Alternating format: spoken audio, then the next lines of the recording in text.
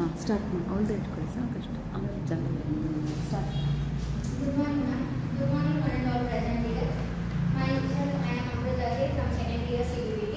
Today I am going to present mitosis and meiosis cell division.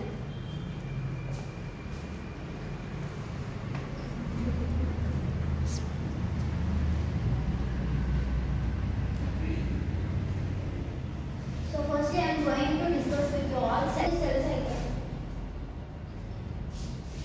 Secondly, cell cycle.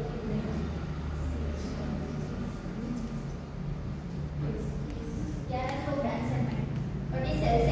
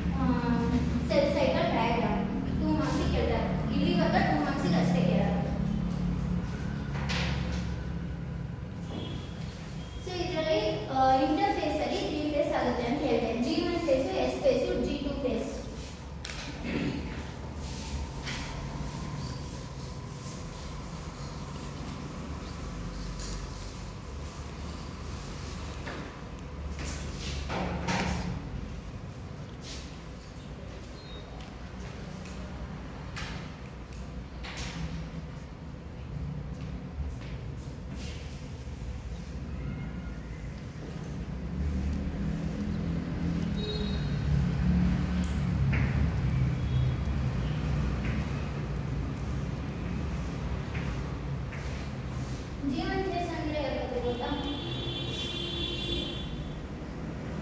Gap 1 phase ಅಂತ,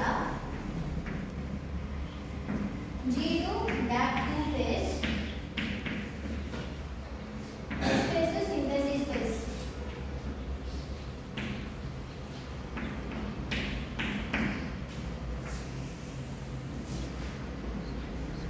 so ಇಲ್ಲಿಂದ G1 face ಇಂದ G2 face ವರೆಗೂ ಇದನ್ನ interface ಅಂತ ಕರೀತಾರೆ.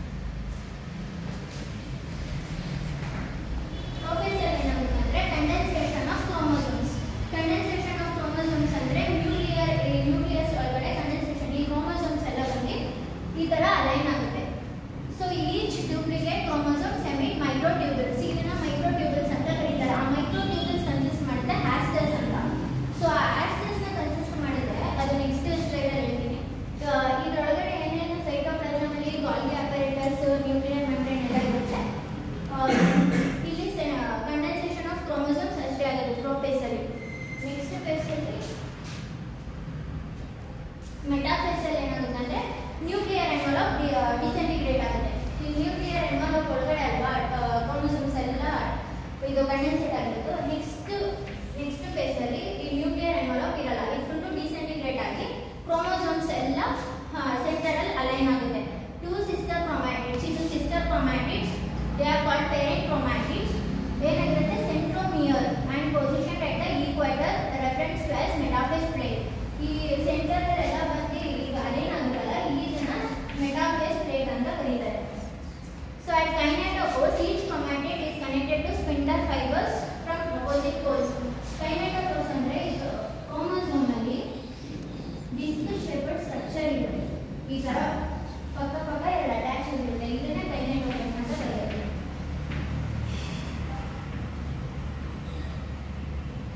So first stage ಅಲ್ಲಿ condensation of chromosomes.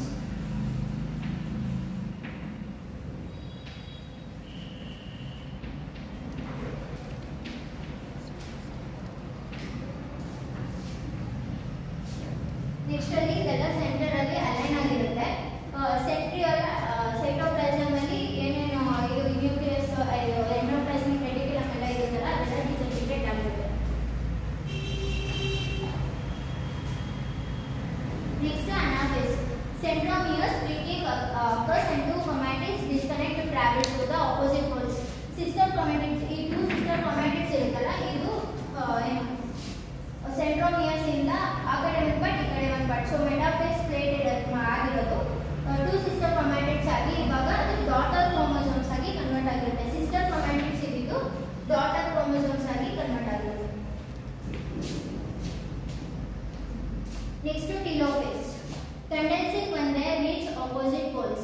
Chromosomes start condensing when they reach opposite poles. Each chromosome cluster develops a nuclear envelope. Same process ತರ ಇಲ್ಲಿ ಕಂಡೆನ್ಸೇಟ್ ಆಗುತ್ತೆ. ಟೂ ನ್ಯೂಕ್ಲಿಯಸ್ ಅಂದ್ರೆ ಟೂ ಹೊಸ ಇದನ್ನ ಸೆಲ್ಸ್ ನ ಪ್ರೊಡ್ಯೂಸ್ ಮಾಡುತ್ತೆ. Each chromosome clusters develop nuclear envelope. ಇದೊಂದು daughter cell ಆಗಿ ಇದೊಂದು ಡಾಟರ್ ಸೆಲ್ ಆಗಿ ಕನ್ವರ್ಟ್ ಆಗುತ್ತೆ.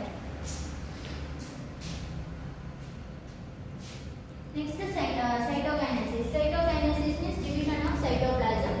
ಇದರಲ್ಲಿ ಏನಾಗುತ್ತೆ ಅಂದ್ರೆ separation of cytoplasm occurs after the formation of two nuclei.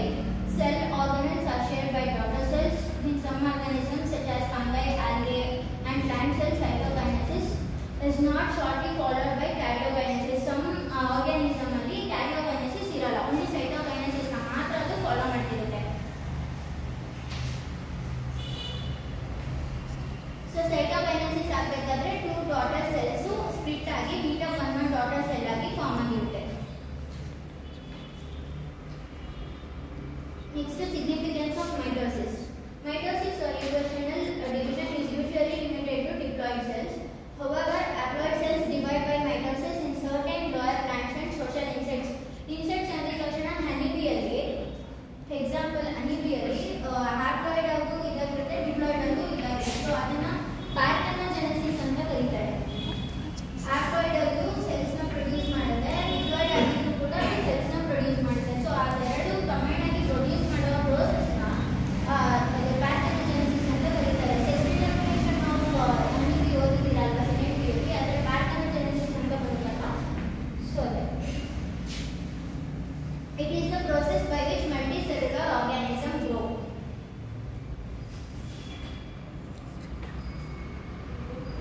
Mitosis stages. Explain mitosis ಅಂತ ಕೇಳಿದ್ರೆ within their diagram ಅಂತ 10 marks ಕೇಳ್ತಾರೆ ಎಕ್ಸಾಮ್ ಅಲ್ಲಿ. either mitosis or meiosis ಇದೆರಡರಲ್ಲಿ ಪಕ್ಕ ಒಂದು ಬಂದೇ ಬರುತ್ತೆ 10 marks ಗೆ. ಸೊ ಅವಾಗ ಡಯಾಗ್ರಾಮ್ಸ್ ಹಾಕಿ ಈ ತರ ಎಕ್ಸ್ಪ್ಲೈನ್ ಮಾಡಿದ್ರೆ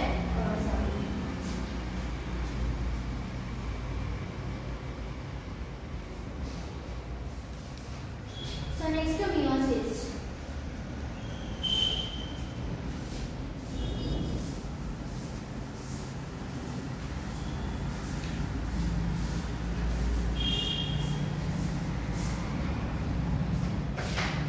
Meiosis andre it is also referred to as reduction and division. It is only responsible for forming haploid gametes during sexual reproduction.